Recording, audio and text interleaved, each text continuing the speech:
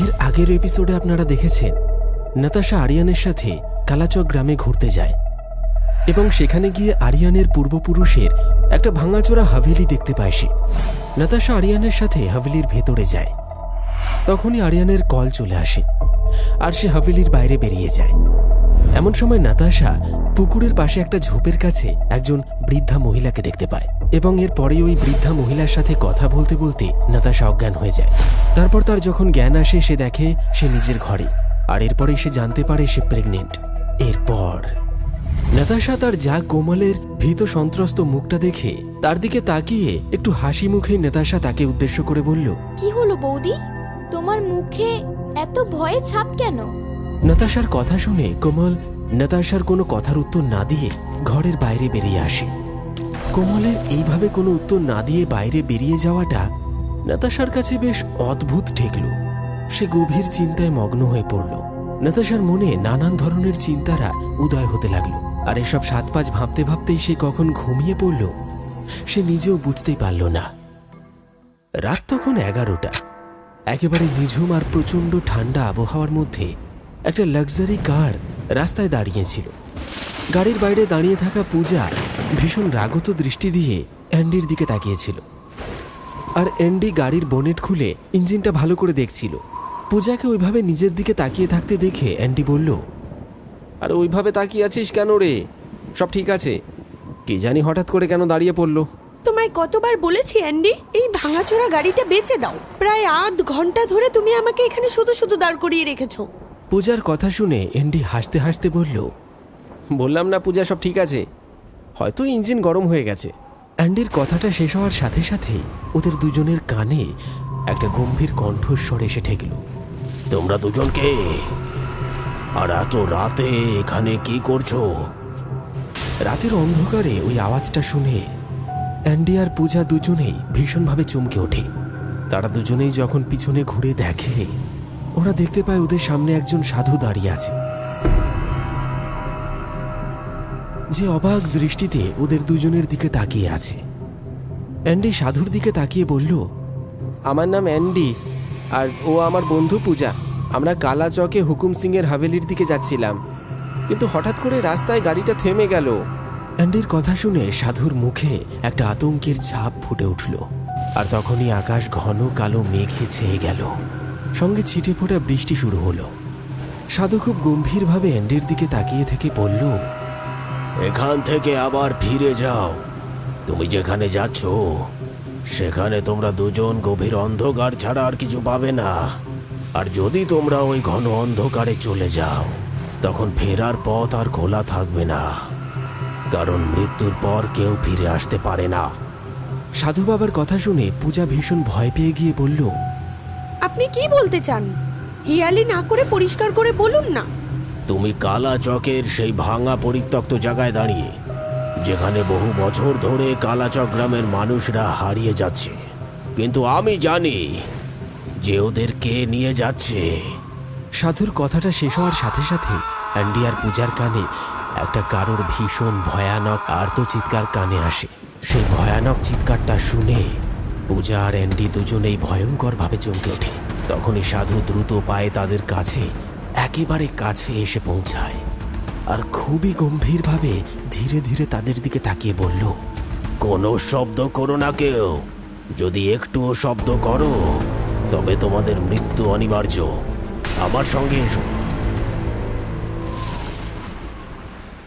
পূজা ভীষণভাবে ভয় পেয়ে যায়। ভয়ে সে অ্যান্ডির দিকে তাকায় এবং ওইদিকে সাধু ধীর পায়ে ঝোপের দিকে এগিয়ে চলল। পূজা আর অ্যান্ডির কাছে সাধুর কথা মানা ছাড়া আর কোনো পথ খোলা ছিল না।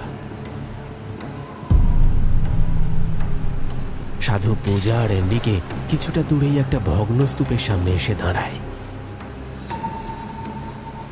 তারপর তাদের দুজনের দিকে তাকিয়ে বলল, কিছুক্ষণ আগেই তোমরা যে চিৎকারের শব্দটা শুনেছিলে সেটা এই জায়গা থেকেই আসছিল। সাধু এইটুকু বলতেই পূজা আর অ্যান্ডি দেখতে পেল যে ওই ভাঙা চোরা প্রকাণ্ড বাড়িটার ভেতর থেকে দুজন মুখোশধারী বেরিয়ে এলো, আর দুজনেরই হাত রক্তে মাখামাখি। তাদের চোখ যেন কোনো এক অদ্ভুত রহস্য বহন করছে। আর কিছুক্ষণের মধ্যেই সেই দুজন মানুষ তাদের মুখের উপর থেকে ওই মুখোশগুলো সরিয়ে দেয়। আর মুখোশের আড়ালে থাকা ওই দুই ব্যক্তিকে দেখে অ্যান্ডি আর পূজার চোখ বিস্ফারিত হয়ে ওঠে। পূজা কাঁপা কাঁপা কণ্ঠে অ্যান্ডির দিকে তাকিয়ে বলল, এ তো আরিয়ানের বাবা হুকুম সিং আর আরিয়ানের বড় ভাই অনুরাগ। তুমি ঠিক বলছো পূজা, আসলে ব্যাপারটা কি হচ্ছে? পূজা আর অ্যান্ডি দেখতে পেল অনুরাগ আর হুকুম সিং বাড়িটার ডান দিকে এগিয়ে চলে গেল। তারপর ধীরে ধীরে অন্ধকারের মধ্যে হারিয়ে গেল। তখনই সেই সাধু এক রহস্যময় ভাবে তাদেরকে বলল, হুকুম সিং এর ছোট ছেলেটা শহরের একটা মেয়েকে বিয়ে করে বাড়িতে এনে তুলেছে। এটা শুনে এন্ডি ভীষণভাবে চমকে উঠে বলল, নতুন মেয়ে মানে আপনি কি বলতে চান? এদের পরিবারে কেউ না কেউ সবসময় নতুন মেয়ে বিয়ে করে, কিন্তু যবে থেকে জানতে পেরেছি তার স্ত্রী গর্ভবতী, তখন থেকে আমার চিন্তা বেড়ে গেছে।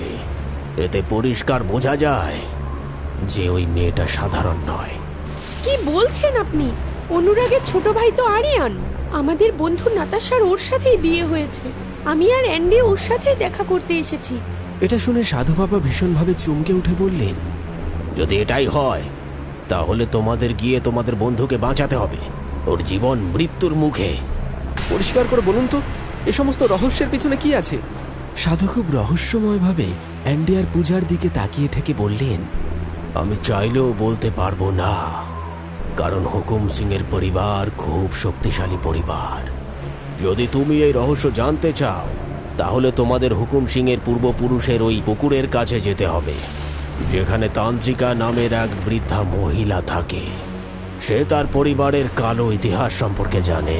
কিন্তু মনে রেখো, হুকুম সিং আর অনুরাগ, এমনকি তোমাদের বন্ধু আরিয়ানের একদম সন্দেহ যেন না হয় যে তোমরা দুজন নিজের চোখে কি দেখেছো। যদি তাদের মধ্যে যে কোনো একজনারও সন্দেহ হয়, তবে জেনে রেখো তোমরা দুজন কখনোই ওই হাভেলির থেকে জীবিত অবস্থায় ফিরতে পারবে না।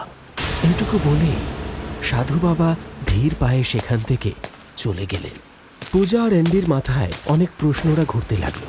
সেই সমস্ত প্রশ্ন মাথায় নিয়ে তারা দুজন সামনের দিকে এগিয়ে চলল। তারপর নিজেদের গাড়িতে এসে বসল।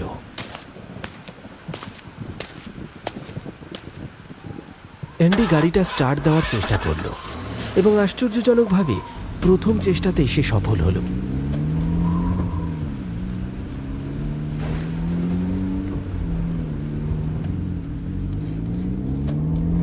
কিছুক্ষণের মধ্যেই তারা আরিয়ানের সেই বড় হাভেলির সামনে এসে পৌঁছায়।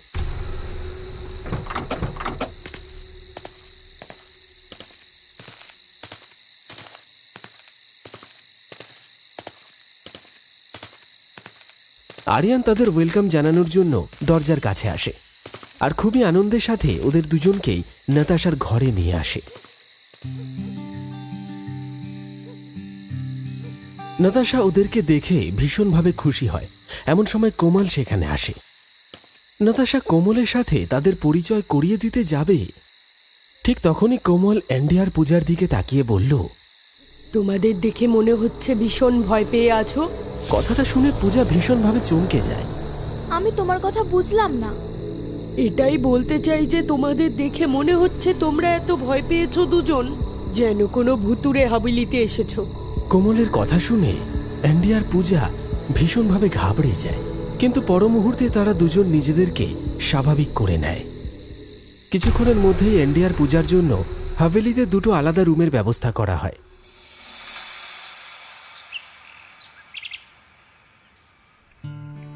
পরদিন সকালে পূজা ব্রেকফাস্ট করার সময় আরিয়ানকে বলল, শুনেছি তোমার পূর্বপুরুষের নাকি আরো একটা হাবিলি আছে। হ্যাঁ, কিন্তু তুমি কিভাবে জানলে? তুমি আর এন্ডি তো এখানে প্রথম এসেছো। আরিয়ানের কথা শুনে পূজা আরো ঘাবড়ে যায়। তখনই এন্ডি সমস্তটা সামলে নিতে হাসি মুখে আরিয়ানকে বলল, কাল আমরা তোমাদের হাভেলির অ্যাড্রেস জিজ্ঞেস করছিলাম, তখনই গ্রামের একজন বলল যে তোমাদের একটা নয়, দুটো হাভেলি আছে। এইটুকু বলেই এন্ডি চুপ হয়ে যায়। আরিয়ান হাসতে হাসতে এন্ডির দিকে তাকিয়ে বলে, হ্যাঁ, তো এতে এত অবাক হওয়ার কি আছে? আসলে আমাদের পূর্বপুরুষের হাভেলির নামে শুধু একটা ধ্বংসস্তূপ। তোমরা চাইলে তোমাদের দুজনকে আমি নিয়ে যেতে পারি। হ্যাঁ, নাতাশা যেতে পারবে না, কারণ নাতাশা বেশি চলাফেরা করতে পারবে না, ডক্টর বলেছে। পারি আরিয়ান। আমি আর অ্যান্ডি একলাই যেতে চাই, কারণ আমরা দুজন বাচ্চা নই। হ্যাঁ, তুমি যদিও বাচ্চাদের মতো আমাদের হাত ধরে হাভেলি দেখাতে চাও, তাহলে সেটা অন্য কথা। পূজার কথা শুনে আরিয়ান হাসতে হাসতে বলল, না না, তোমরা দুজন একা যেতে পারো, কিন্তু মনে রেখো হাভেলির বেশি ভেতরে যাবে না, কারণ জায়গাটা একেবারে ঝড়ঝড়ে হয়ে গেছে। আর তাছাড়াও আমার কিছু অন্য কাজ আছে। কিছুক্ষণ পরে আরিয়ান ওদের সাথে কথা বলে সেখান থেকে চলে যায়। এর কয়েক ঘন্টা পরেই পূজা আর অ্যান্ডি আরিয়ানের পূর্বপুরুষদের সেই হাভেলিতে এসে উপস্থিত হয়। তখনই অ্যান্ডি সেই পুকুরটা দেখতে পায়। পূজার দিকে তাকিয়ে অ্যান্ডি বলল, কাল আমরা দুজন যা দেখলাম সেটা দেখার পর আমার মাথা কাজ করছে না একেবারে। আমি ওই সাধুর কথা বিশ্বাসই করি না, কিন্তু সেদিন ওই বাড়িটার ভেতরে আরিয়ানের বাবা আর ভাই বেরিয়েছিল, আর আমি শুধু এইটুকু জানি যে আমার বন্ধুর প্রাণ সংকটে। চলো ওই পুকুরের কাছে। অ্যান্ডি আর পূজা ধীর পায়ে সামনের দিকে এগিয়ে চলল। তারপর পুকুরটার একেবারে কাছে চলে আসলো। তারা দুজন ওই পুকুরটার কাছে এসেছে এমন সময় তাদের কানে একটা মহিলার ভারী কণ্ঠস্বর ভেসে আসে। তোমরা দুজন কে? অ্যান্ডি আর পূজা যেই ঘুরে দেখল, নাতাশার দেখা সেই বৃদ্ধা মহিলা সেখানে দাঁড়িয়ে আছে এবং এক দৃষ্টে ওদের দিকে তাকিয়ে থেকে রহস্যময়ভাবে হাসছে। আসলে আরিয়ানের পরিবারের কি রহস্য রয়েছে, এই সবই রহস্যময় ঘটনাগুলো জানতে সঙ্গে থাকুন এই গল্পের আগামী পর্ব পর্যন্ত। রাত গভীর, পর্ব 5।